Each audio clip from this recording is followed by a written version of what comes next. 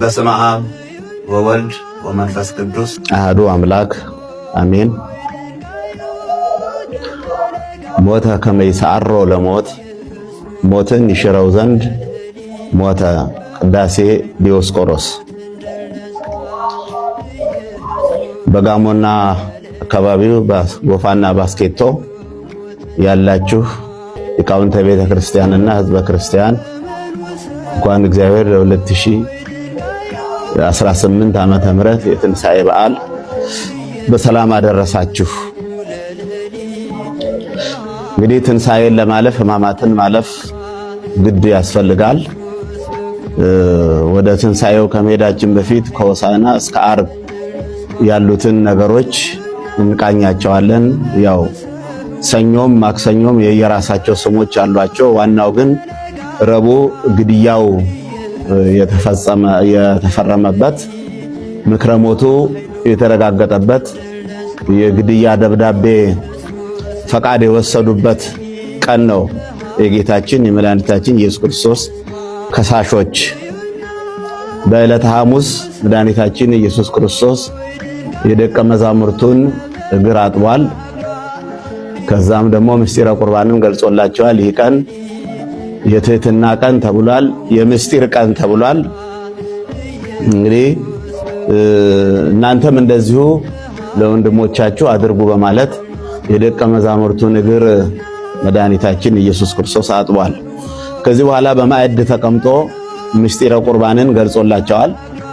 ምስጢረ ቁርባን ዋናው የመጣበት የዓለም ድህነት በዮሐንስ 6 እንደተናገረው ሥጋዬን የበላ ደሜን የጠጣ ከኔ ጋር ይኖራል እኔም ከእርሱ ጋር እኖራለሁ በሚለው ትምህርት መሰረት ምስጢረ ቁርባንን ለደቀ መዛሙርቱ ምስጢረ የገለጠበት ዕለት ነው። ለምንድነው ዛሬ ምስጢረ ቁርባንን የገለጠው? ዓርብ መስቀል ላይ ስለሚውል ሥጋው የሚቆረሰው ዓርብ ነው፣ ደሙ የሚፈሰው ዓርብ ነው። ዓርብ መስቀል ላይ ስለሚውል እንካችሁ ይህ ሥጋዬ ነው ይህ ደሜ ነው ለማለት ስለማይችል በዋዜማው ሐሙስ ምስጢረ ቁርባንን ለደቀ መዛሙርቱ ገልጾላቸዋል። በዚህ ርዕስ ውስጥ ይሁዳም አብሮ ቆርቧል። ወባ ሰይጣን ውስተ ልበ ይሁዳ ይላል። ይሁዳ ከቆረበ በኋላ ያው ክፉ መንፈስ በላዩ ላይ እንዳደረ ዓርብ ሌሊት አይሁድን እንደመራ ለማስያዝ እየመራቸው እንደሄደ እንማራለን እናውቀዋለን። ይህም እሱ ያስፈለገበት ምክንያት ምንድነው? ይሁዳ በጠቋሚነት ያስፈለገበት ምክንያት የመድኃኒታችን የኢየሱስ ክርስቶስ መልክና የቅዱስ ዮሐንስ መልክ ይመሳሰል ስለነበረ ተሳስተው ዮሐንስን እንዳይዙ በዚሁም ይሁዳ ልዩ ኮድ ሰጥቷቸዋል። ኮዱ ምንድነው? እሱን የሚያድርበትን የሚያውቅ ጠረኑን የሚያውቅ ጌታን በደንብ ለይቶ የሚያውቅ ስለሆነ ሄጄ የሚስመው እሱ ነው ብላችሁ ብሎ እንዲይዙት ነግሯቸዋል። ሌሊት መብራት አብርተው የጦር መሳሪያ ይዘው ወደ ጌታ ወዳለበት ሄደዋል። በይሁዳ ሐሳብ ጌታን አሳልፎ ሰጥቷል፣ ብሩንም ተቀብሏል። በኋላ ግን ባይጸናበትም ጌታ ተይዞ ተሰቅሎ ከሞተ በኋላ የተቀበለውን ገንዘብ በትኗል። ተጸጽቶ በሱ ሐሳብ ምን ነበር ሐሳቡ? የይሁዳ ሐሳብ ጌታን ብዙ ጊዜ ሊይዙ ሲፈልጉ እያመለጣቸው ይሄዳል፣ እየተሰወራቸው ይሄዳል። ያው የሚሞትበት ጊዜ በቀራንዮ ስለሆነ ገና ስላልደረሰ ያመልጥ ነበር። እሱ ያመልጣል እኔም ደግሞ ሳንቲሜን እወስዳለሁ በሚል በተሳሳተ አስተሳሰብ ነበር። ለዚህም ነው ጌታ በትክክል መያዙን በትክክል መገደሉን ሲያረጋግጥ ገንዘቡን በተነው ማለት ነው። ይሄ ነበር ሐሳቡ። ደካማ አስተሳሰብ ነው። ገንዘቡን በትኖታል። ቢበትንም ግን አልጸናበትም። ንስሐ መግባት ነበረበት። ንስሐውን አልተቀበለውም። ሄዶ ራሱንም ለማጥፋት ሲሞክር ዛፏም ንስሐ ግባ እንደ ወንድምህ እንደ ጴጥሮስ ተብሎ ተነግሮት ይህንን አልተቀበለውም። ያው ጠፍቶ ቀርቷል። ከዚህ በኋላ መድኃኒታችን ኢየሱስ ክርስቶስ እንግዲህ በመስቀል ላይ ወስደውታል። ያው ዕለተ ዓርብ ብዙ ፈተናዎች ብዙ መከራዎች ደርሰውበታል። በመጨረሻ ዮሴፍና ኒቆዲሞስ ከሞተ በኋላ ለመገነዝ የማታ ተማሪዎቹ የቀን ተማሪዎቹ ሲበታተኑ የማታ ተማሪዎቹ በዛ አስፈሪ በሆነ ሰዓት አስጨናቂ በሆነ ሰዓት አስቸጋሪ በሆነ ሰዓት ወስነው ብንሞትም እንሙት እናንተም የሱ ደጋፊዎች ናችሁ በሉ ሳይመሽ ስቀሏቸው ቢባል ለመቀበል ነበር የሄዱት። ጌታን ስጋ ተቀብለው በእስራኤላውያን ሕግ ገንዘው ቀብረውታል። ይሄንን እንግዲህ እግዚአብሔር አምላካችን በቃል የሰጠውን ትእዛዝ ሕገ ኦሪትን በቃል ነበረ በሙሴ ሕሊና እየጻፈ በቃል የሰጠውን ትእዛዝ ለመለወጥ መሞት አስፈልጎታል ማለት ነው። በቃል የሰጠውን ትእዛዝ ለመቀየር ሕገ ኦሪትን ቀይሮ ወደ ሐዲስ ለማምጣት ሐዲስን ለመመስረት መሞት አስፈለገው ማለት ነው። ከዚህ በኋላ ጌታ በአካለ ነፍስ ወደ ሲኦል ወርዷል። በአካለ ስጋ ደግሞ መቃብር ወርዷል። ዮሴፍና ኒቆዲሞስ ገንዘውታል። በችግር ቀን በችግር ሰዓት በፈተና ሰዓት በመከራ ሰዓት ደራሽ ባጣበት ሰዓት ራቁቱን ብቻውን ተሰቅሎ ባለበት ሰዓት የማታ ተማሪዎቹ ደርሰው ቀርበው አውርደው ቅድም እንዳልኩት ገንዘው ቀብረውታል። ሐዋርያው ቅዱስ ጴጥሮስ ምዕራፍ 3 ቀዳማዊ ጴጥሮስ 3:19 ላይ ምን ይላል? በወህኒ ላሉት ሄዶ ነፃነትን ሰበከላቸው ይላል። በአካለ ነፍስ ወደ ሲኦል መውረዱን የሚያሳይ በአካለ ሲኦል አዳም ደግሞ እዛ ሆኖ ተንሶ ለጸሎት ይላል። መድኃኒታችን በአካለ ነፍስ ሲኦል ወርዶ ሰላም ለኩልክሙ ይሄ ሰላም ለኩልክሙ በሰማይም በምድርም ነው የተሰጠው ይህ ሰላምታ ማለት ነው። በሲኦል ላሉት ሰላም ለእናንተ ይሁን የመጨረሻው ይጠባበቁ ስለነበረ የድነቱን ቀን ይጠባበቁ ስለነበረ ሰላም ለእናንተ ይሁን ብሏቸዋል። በወህኒ ላሉት ነፃነት ተሰበከላቸው ይላል። እንግዲህ እንደዚሁ ከዚህ በኋላ እንግዲህ ጌታ ሞቷል፣ ተቀብሯል። በሶስተኛው ቀን እንግዲህ ሌሊት ነቢያቱ በተናገሩት መሰረት እሱም ባስተማረበት በሶስት ቀን እነሳለሁ ባለው መሰረት ዛሬ በትንሣኤው ዕለት እንግዲህ ክርስቶስ ሞትን ድል አድርጎ ተነስቷል። ቅዱስ ዲዮስቆሮስ እንዳለው ዘበሞቱ ደምሰሶ ለሞት ሞትን ለመደምሰስ ራሱ መሞት ይገባው ስለነበረ ሞትን ደምስሶታል። ዛሬ እንግዲህ በትንሣኤው ዕለት የዓርብ ዕለት ግርግር የለም። የዓርብ ዕለቱ ጥላቻ፣ የዓርብ ዕለቱ ምራቅ መጥፋት፣ የዓርብ ዕለቱ ይሰቀል፣ የዓርብ ዕለቱ ይገደል፣ የዓርብ ዕለቱ እርግማን ይሄ ሁሉ የለም። ዛሬ እንግዲህ እሱን የሚያዩት እሱ የፈቀደላቸው ብቻ ናቸው የሚያዩት ትንሣኤውን ሞትን ድል አድርጎ ከተነሳ በኋላ በሕይወቱ ሲነሳም ደግሞ በሕቱም ድንግልና የተወለደ መድኃኒታችን ኢየሱስ ክርስቶስ በሕቱም መቃብሩ ሳይከፈት ነው የተነሳው። መቃብሩ ታሽጎ ነበረ፣ ተዘግቶ ነበረ፣ አትሞት ነበር። በመንግስታዊ ስልጣን መቃብሩ ታትሞ ነበር፣ ተዘግቶ ነበረ። ያ ማህተሙ ሳይነካ መቃብሩ ሳይቆፈር ነው የተነሳው። ጠባቂዎችም ተዘጋጅተው ነበረ እንዲጠብቁት። ደቀ መዛሙርቱ ለራሳቸው በዛ ሰዓት አቅምም የላቸውም፣ ያን ሁሉ ግርግር መቋቋምም አይችሉም። ተማሪዎቹ መተው እንዳይሰርቁት አሉ፣ ውሸታቸው። ተማሪዎቹ መተው ሌሊት እንዳይወስዱና ተነሳ እንዳይሉ ብለው ጌታን እንግዲህ መቃብሩ እንዲጠበቅ ተደርጓል ማለት ነው።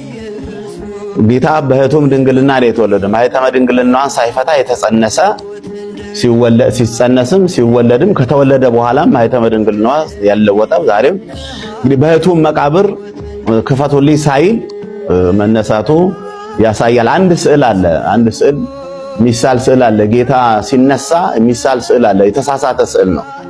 ጌታ ሲነሳ አንድ እግሩ ከመቃብር ሳይወጣ አንድ እግሩ ወጥቶ ሲነሳ የሚያሳይ ስዕል አለ። ያ ስዕል ትክክል አይደለም። ምክንያቱም መቃብሩ አልተከፈተም። ጌታ ሲነሳ በሕቱም መቃብር ነው የተነሳው። እንደዛ አይነት ስዕል ሊታረም ይገባዋል ማለት ነው። የመቃብሩ ድንጋይ መልአኩ ነው በኋላ ፈንቅሎ ያንከባለለው እንጂ ጌታ ሲነሳ በሕቱም መቃብር ነው የተነሳው። እንደዛ አይነቱ ስዕል እንትን ያስፈልገዋል። እንግዲህ የትንሣኤ ምስክር ያደረጋቸው ደግሞ ሴቶችን ነው። እነ ማርያም መግደላዊት ሽቱን ቀባዋለን ብላ 7 አጋንንት የወጡላት ማርያም መግደላዊት እና አብረዋት ነበሩ። ወደ መቃብሩ ነጋ አልነጋ ብለው በጨለማ ጉዞ ሲያደርጉ ነበር። ለምንድን ነው የሄዱት? ሽቱ ይዘው ነው የሄዱት። ሽቱ ለምን አስፈለገ? ሰው በእስራኤል ልማድ መሞቱ የሚረጋገጠው በ3ኛው ቀን ነው። የሞተው ሰው በ3ኛው ቀን ሽቱ ይቀባል። ጌታ በስምዖን ቤት እንተ እፍረት ሽቱ አምታ ስትቀባው ለመቃብር የቀን አደረገችው ብሎ ትንቢት ተናግሮ ነበርና በመቃብሩ ዕለት በትንሣኤው ዕለት እሱን በ3ኛው ቀን ሽቱ መቀባት እንደማይቻል እሱን መቅረብም መንካትም እንደማይቻል የሚያሳይ ትምህርት ተናግሮ ነበርና ሽቱ ይዘው ወደ መቃብሩ ጉዞ አድርገዋል። ይህ ደግሞ ሴቶችን ለምስክርነት ለትንሣኤው ምስክር ማድረጉ በዕፀ በለስ መብላት የተረገመችዋን ሔዋንን ፍጹም ይቅርታ ማድረጉን የሚያሳይ ነው። ቀድሞ ነው ትንሣኤውን ለሴቶቹ ነው የገለጠው። ፍጹም ይቅርታ ማድረጉን ዕፀ በለስ ሐዋርያው ቅዱስ ጳውሎስ ሴቲቱ ናት ቀድማ የተሳሳተችው የበላችው ለወንዱም ያበላችው ይላል እና ፍጹም ይቅርታ ማድረጉን የሚያሳይ ትንሣኤው ተማሪዎቹ ሳያዩ ሴቶቹ ናቸው ያዩትና ይፈልጉት ስለነበር ለፈለጉት ደግሞ የሚገለጥ ስለሆነ ሽቱ ይዘው ሽቱ ለመቀባት እዛ ሄደው መቃብሩም መልአኩ ጌታ ተነስቷል። መልአኩ መቃብሩን ከፍቶት ድንጋዩን ማን ያንከባልልልናል ስጋውን ሽቱ ለመቀባት እያሉ ሲባባሉ ጌታ ተነስቷል። መልአኩ መቃብሩ ላይ ተቀምጦ ነጭ ልብስ ለብሰው ይላል መላእክቱ።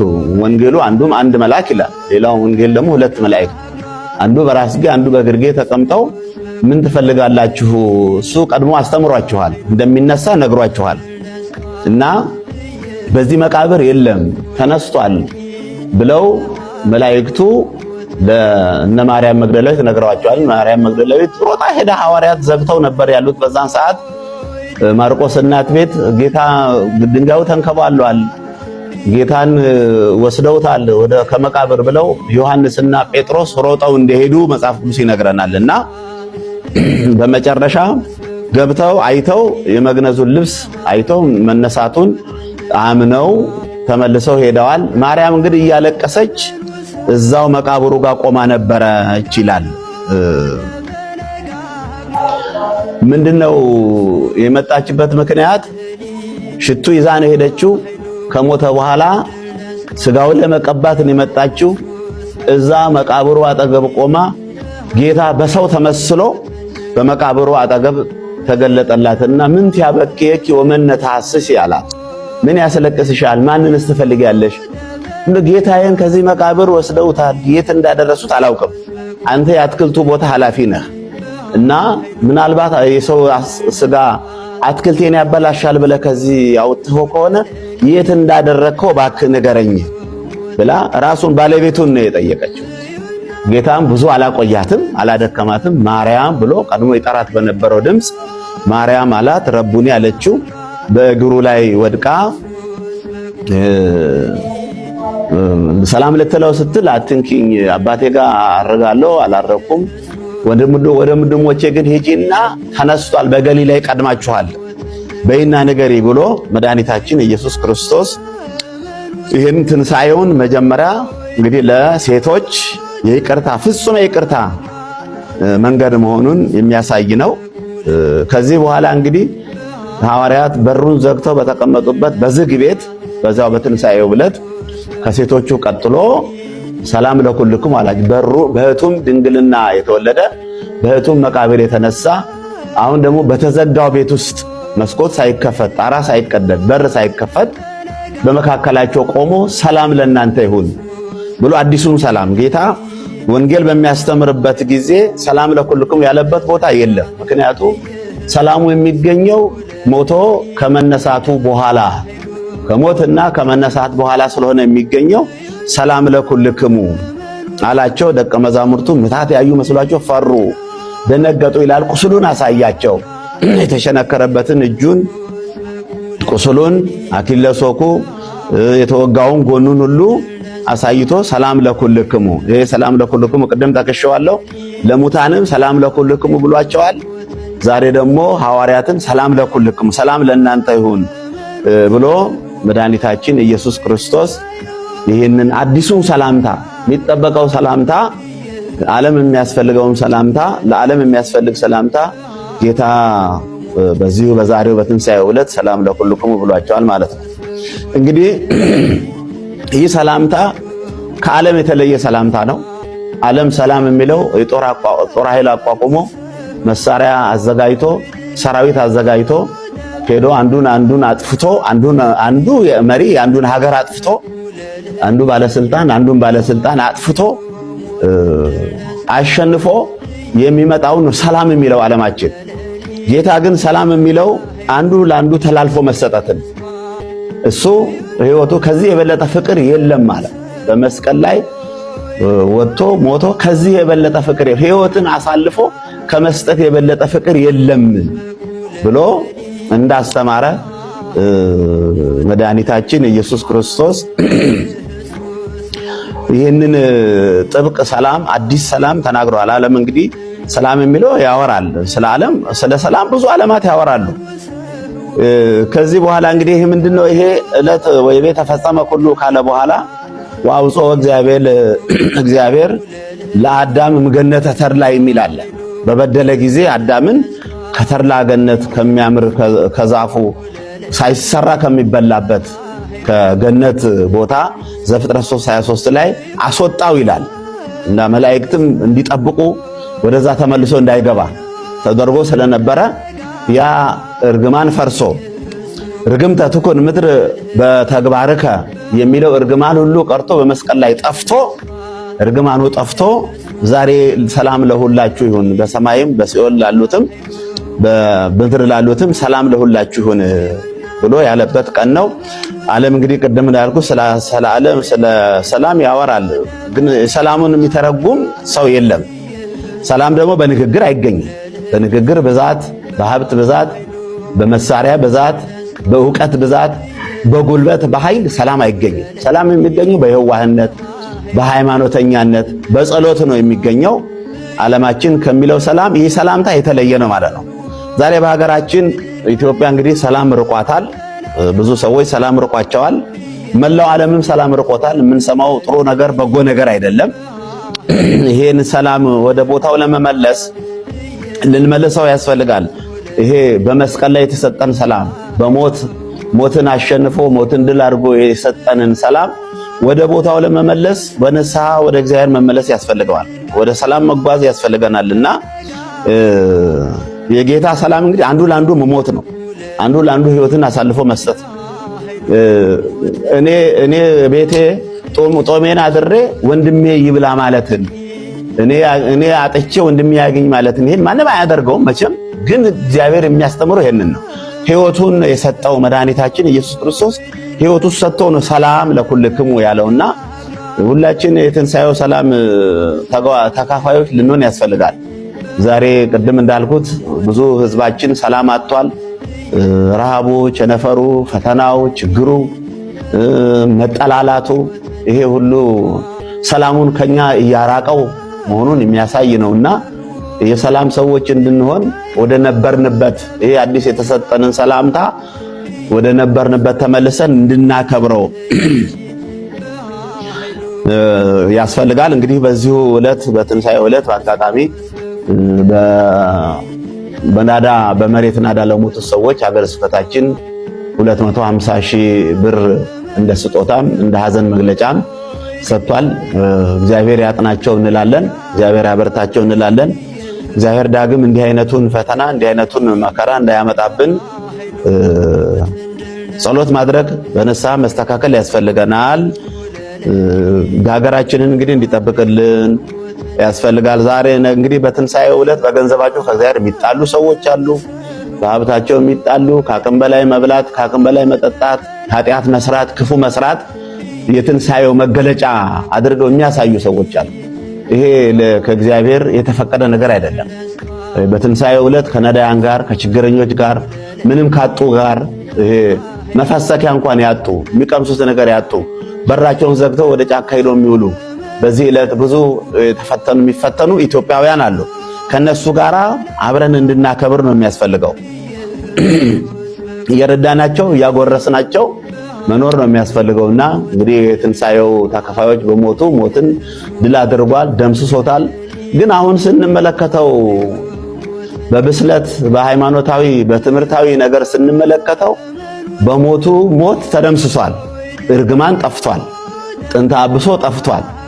ነገር ግን ሞት በዓለም ላይ አሁን እንደገና ነግሷል። ሞት ማለት ዲያብሎስ ማለት ነው።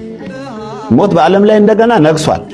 ዓለምን የተቆጣጠረው ሞት ነው። ዲያብሎስ ነው ዓለምን የተቆጣጠረው። ሁሉ ሕግ አፍራሽ ነው። ሁሉ ለእግዚአብሔር የማይገዛ ዓለም ውስጥ ነው ያለነውና ሕይወታችን ለእግዚአብሔር ማስገዛት ይኖርብናል። ዛሬ ሞት የተሸነፈው ሞት የጠፋው ሞት አንሰራርቶ መውጊያ የት አለ ብሏል ቅዱስ ጳውሎስ።